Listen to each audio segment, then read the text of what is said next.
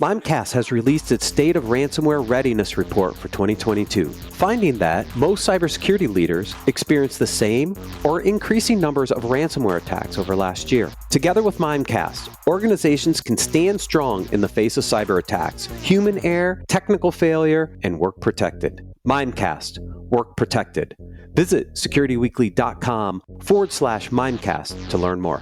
How do you win the race against risk and safely lock down your cloud data without hiring an army of administrators? Introducing least privilege automation, only from Varonis. Varonis eliminates data exposures while your employees work and while they sleep, making intelligent decisions about who needs access to data and who doesn't. Our cloud-native solution analyzes permissions and sharing links, monitors access activity, and classifies sensitive data. Because Varonis knows who can and who does access critical data, our automation safely remediates risky links and permissions. Learn more at securityweekly.com/Varonis. Hi, folks. I'm Adrian Sanabria, the host of Enterprise Security Weekly. Every week, we interview the most interesting folks we can find, talking about the most pressing cybersecurity issues and challenges facing the enterprise today. Myself and my co-hosts have each been in the industry for decades, long enough to see the patterns in the industry and explore where trends are going. In addition to enterprise challenges, we also follow the vendor space, the most interesting security startups emerging, technology and product trends, all the most interesting funding and acquisition announcements. Finally, we love to discuss the latest trends in tech and how they'll impact cybersecurity. If you're wondering how the latest in AI, quantum computing, cloud, and DevOps is going to impact security a few years down the road, you should follow the Enterprise Security Weekly podcast.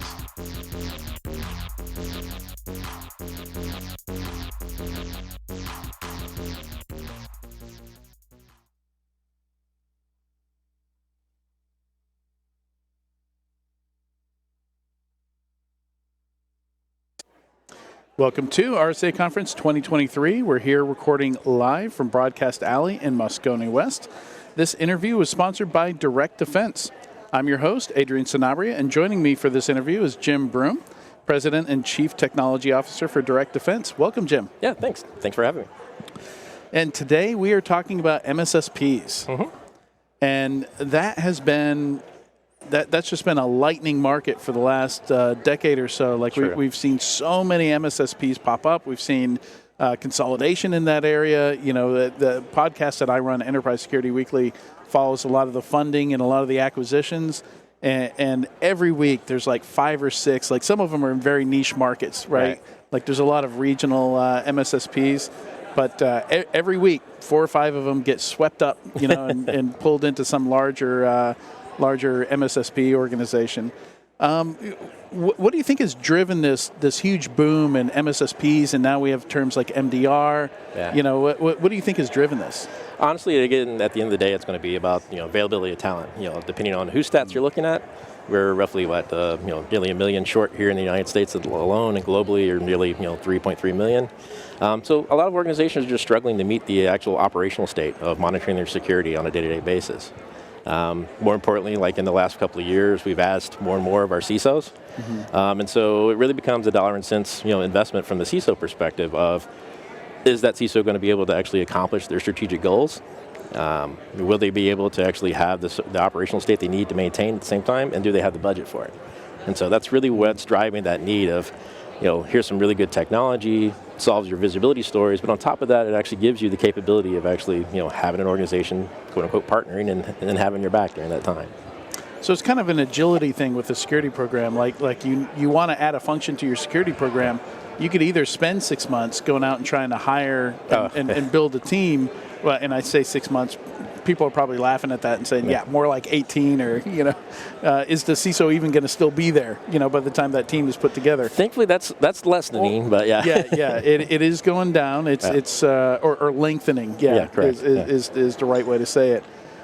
So how do you go about, there's so many MSSPs out there. Some of them are kind of niche and focus on, maybe they just do SIEM or they just manage your firewalls. And then some do many things. Correct. So how do you even, as a buyer, how do you shop this market? Exactly. I mean, it's a great question. I tease when I'm doing some of the sales conversations. MDR is the new buzzword term, managed detect and response, and I tease that it's like the old term DLP. You ask 40 vendors, you're going to get 40 different answers and 40 different approaches. So first and foremost, like what makes us unique compared to a lot of our competitors out there, for ourselves, our service was actually grown out of direct demand. We are actually a very large penetration testing shop, so mostly offense. That's actually my background of 30 plus years of doing that. And when our customers would have an event, because about the second year of being in business, ransomware became a thing. Teasingly, as the snarky pen tester, not everybody follows the recommendations, so they may have had an event and they needed help getting the bad guy out. So that was our first managed service, was managed IR. Yeah. Then the second part, eradication, we would say. Exactly. Incident responders, that we think of that as the eradication step. Correct. And then from there, containment and eradication. Yep. And then from there, actually retooling the organization post event and getting them back online, and really solving those visibility stories. And so for us, that's kind of where our service came from, is our customers like, you did such a good job, why don't you just do this? Yeah. And so, we went out, we looked at our, few vendor partners that gave us the visibility that as attackers, we were comfortable with. Yeah. And then more importantly, we started building our service around there. So, directly to the point of how do we really actually start, solving some of those problems and getting that visibility for folks. And that's there is a lot of niche players out there, but with that in mind, it's like there is a broader market of being able to take care of middle market customers all the way up to large enterprise customers. And then most recently, we've added some more uniqueness for our own flavor of actually OT visibility. So we're partnered with like SCADA Defense and Clarity. Okay. And now actually getting into not only the traditional utility space, but a lot of manufacturing partners that we work with on a day-to-day basis. So it's an interesting challenge. You hit on something interesting there. It's one of the big challenges, I think, for a security vendor especially, is how do you build that trust with the customer? Exactly. How do you, and I remember back in the early days of EDR, one of the things Carbon Black did is they started giving it away for free. Correct. To different consulting practices, with the idea that like the consultants can use it for free for that containment and eradication, and maybe they just want to leave it there, and they end up buying it and keeping it. So I think that you described using consulting services to sell MSSP services, which I think is a great opportunity for somebody to try you out before buying you. Right? Yeah. I mean, don't want everybody to come to us with an incident, but we're there to hold their hand during that process and get them through that. But yeah, I mean, in essence, going through a POC, showing that the technology works. But in our case, again, we are highly consultative in our approach, mainly because of our background. So while we're also doing operational state with a Tier 1, Tier 2, and Tier 3 SOC offering, we're also being very consultative. So by the time that we're done with the engagement, we're communicating with the client daily, weekly, monthly, whatever it may be, all the way up to the point where we're actually having conversations at the C-suite of, this is working really well for you, what's not, let's solve those problems, because it's all about service and making sure the customer is happy. Yeah. And then the secondary challenge is at that point you really start building that rapport of you really are invested. We overly abuse the term partner sometime in the industry from a marketing standpoint, but we truly do embrace it. We like to say we have a white glove service, and that is our approach. We do some of the things that make us unique in the offering, which makes it a challenge, but we took on the challenge is we have custom alerts. We do custom playbooks on those alerts, and we do custom responses depending on their needs. Right. So it's not just the traditional cookie cutter, what you see is what you get. So again, customers really seem to resonate on the fact that we're really there and then invested in their program. Yeah, and detection engineering, that's something that's really hard to build and hire for as well. Like that's a very specialized skill. Yeah. So do you have cases where organizations have some of what they need and they're using you to kind of fill in the gaps? Like maybe they've got, you're talking about the different tiers of a SOC. Like they've got enough people to operate part of that, but maybe they want you to filter out, like if we think of it as a funnel, right? Maybe they want to use you to just handle the top of funnel stuff, so that only the more important things come to their analysts. In essence, you're a workforce multiplier. Right. You're there to actually help them handle the daily deluge of triage. Depending on, again, there's a lot of stats out there, but whereas I imagine some customers you're doing all of it. Right. Yeah. Smaller customers, they're really, really looking for you to handle the majority of the lion's share of the work. Those larger enterprises that have a little bit more headcount, then we can actually let the CISO instruct them on what he needs to do or they need to do to actually get their strategic initiatives done. Right. And we're there for operation state, so handling the day-to-day noise, taking care and then making decisions on their behalf. And then when there needs to be their side of the equation, we're passing that over to them in either an accelerated form or just a simple email ticketing process that they handle. Good news is we both get measured in that scenario. So our CISOs love to see not only how fast we do things, but also how long it takes their team to do things, because it helps build that story of we're doing, we're working collaboratively together, and here's how much volume we're handing, we're taking care of, but there's still some left over for your team to go do. Yeah. Now MDR, where did this term come out of? Like it. I've never had this fully explained to me, but the way it hit me is like, you're just saying you do a specific type of MSSP, whereas MSSP is more of a... it was part of the conversation. We are an enterprise MDR provider. When you go down the rabbit hole of making sure you're comparing apples to apples on service level, there is a lot of vendor partners that just went out there and just managed antivirus. And so they pretty much have the story. Or firewalls. Or firewalls. Or, in essence, they're looking for very, very niche things. They're looking for just, malware events, or, the one that makes all the news is ransomware. So if I have a Venn diagram, does the MDR bubble fit entirely inside the MSSP bubble? Semantically, you can distill it down. It really depends on what your go-to-market service is. There's a lot of different models out there. Yeah, like some are paired with, CrowdStrike has MDR, but you would specifically use that with just, they don't support. Their MDR doesn't support SentinelOne, right? Correct. Or even doubling down on that.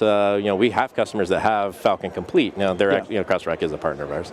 But at the same time, with Falcon Complete, they have their own Overwatch service, their own SOC, and then we work in conjunction. So when you think about the, who's responsible RACI diagram, we're the first one that gets called from, the Overwatch team, and then we add more context because they may or may not have seen the authentication event that allowed this to come in, or the email event, through a proof point, or abnormal security visibility story, because they don't have that. We do. We have this, the SIM that has all that information as well as the EDR information.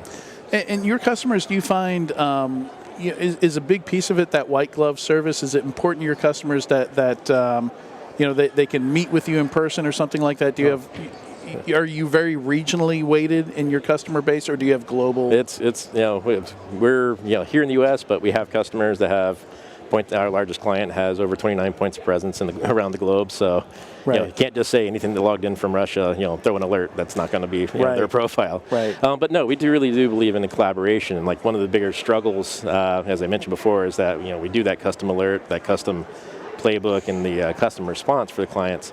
Is how do you scale that in the SOC? So like one of the challenges we had, being a nerd myself, like how are we going to make this work across multiple SOC analysts and really, build a rail system for them to be very consistent from client to client as I onboard more, analysts working on my team.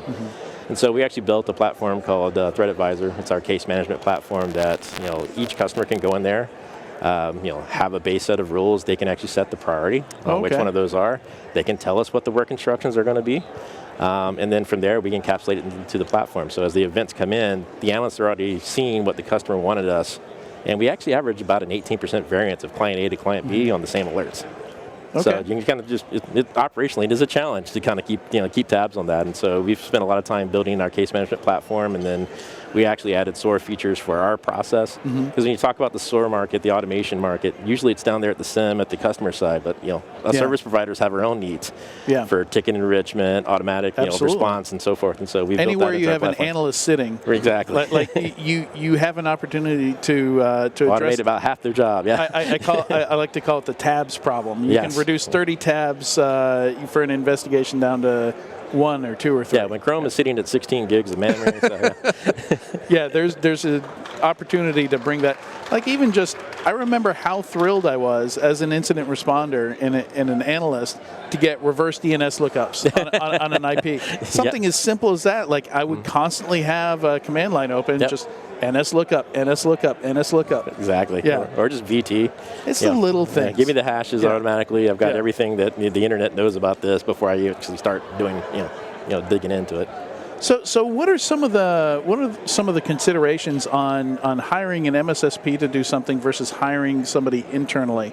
Like for you guys to be successful, is there like a key role in the security within the security organization that you need there for you guys to be able to do your job well? Like when you see this role, you're like, perfect. I know we can do well because we've got, somebody who's a dedicated liaison, or like who is typically your main point of contact there? What do you need on the customer side for your services to be successful? On the customer side, it's usually we need that point of contact. It's probably the CISO's right-hand person.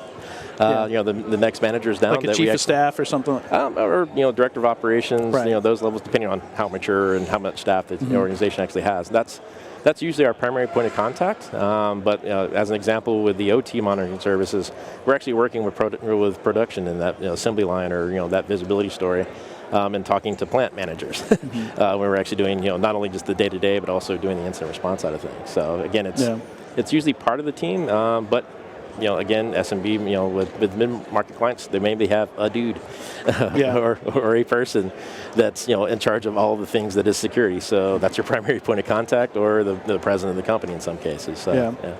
And do you have a sense for what the cost efficiency usually is for a company, using an MSSP versus hiring internal or something like that? Like, is part of that decision just the agility, the fact that you can very quickly add, capability, scale versus saving costs? Sure. I mean, let's be honest. We're here in the United States at a trade show, but unilaterally, most employment laws are pretty consistent across the world.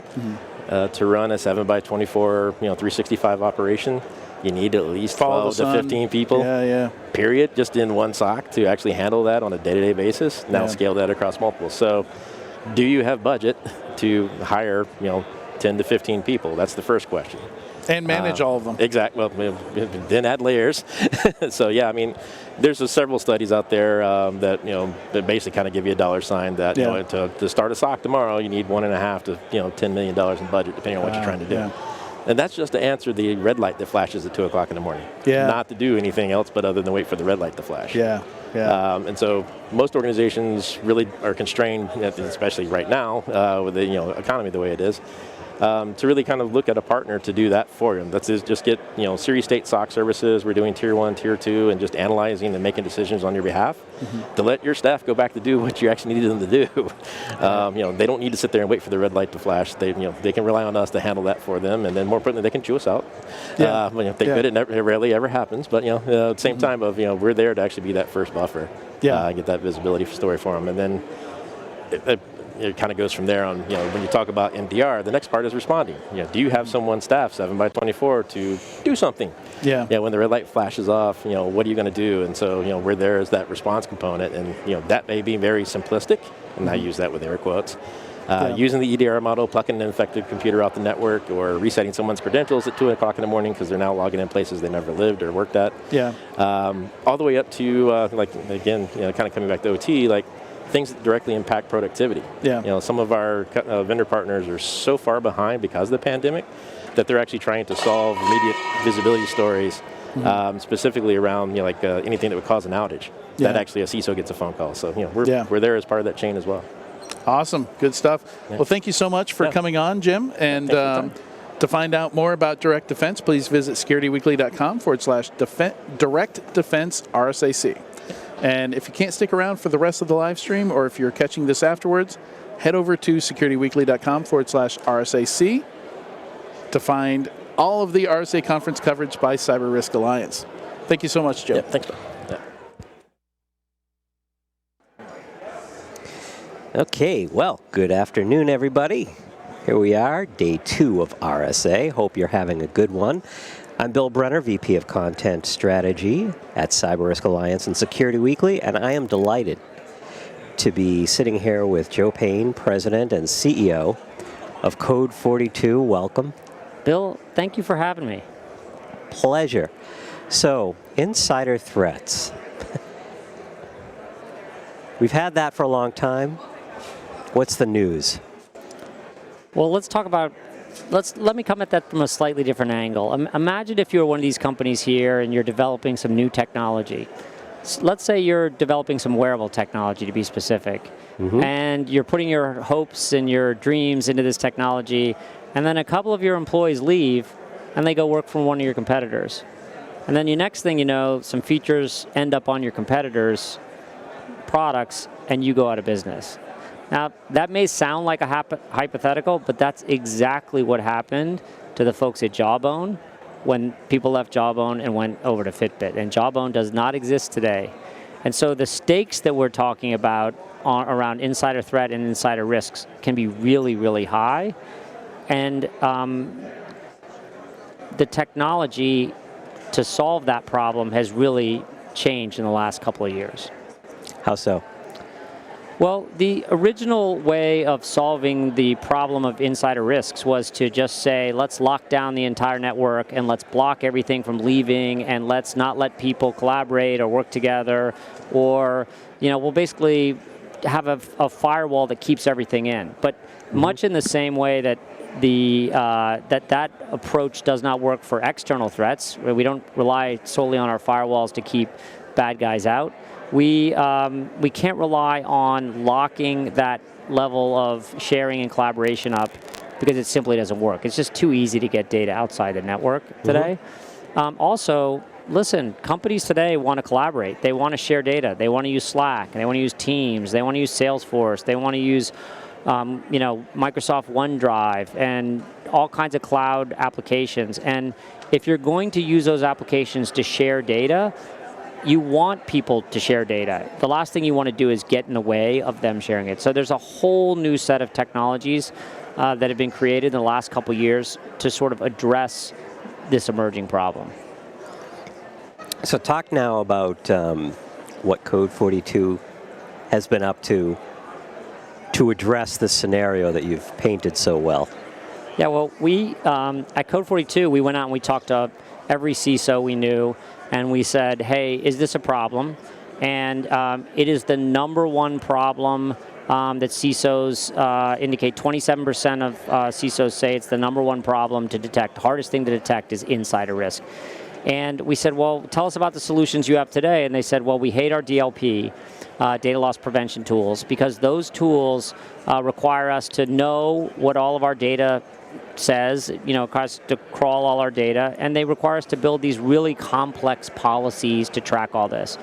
And so what we did at Code 42, and there's a bunch of folks copying us in the space now too, so that we're not the only vendor that's doing this, we basically took the approach that said, what if we just monitored all the file movements in the organization and we scored those file movements based on the type of risky activity they are. So if somebody moves something to Dropbox, that's a certain level of score. But if there's somebody that's quitting the company, that raises the score. If they made that into a zip file, that raises the score even higher. And the idea here is that the system itself can help prioritize the risk, and security can only act on the greatest risks without sort of getting in the way of everybody collaborating. So it's a very different approach, which is it's almost like it's a risk scoring approach and a risk approach versus we're going to lock down the network approach. So again, very different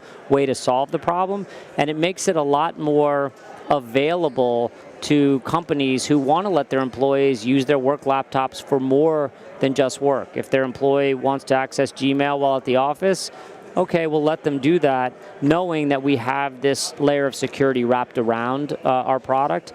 And I think it's just a more modern and efficient way to let sort of modern organizations operate. Now,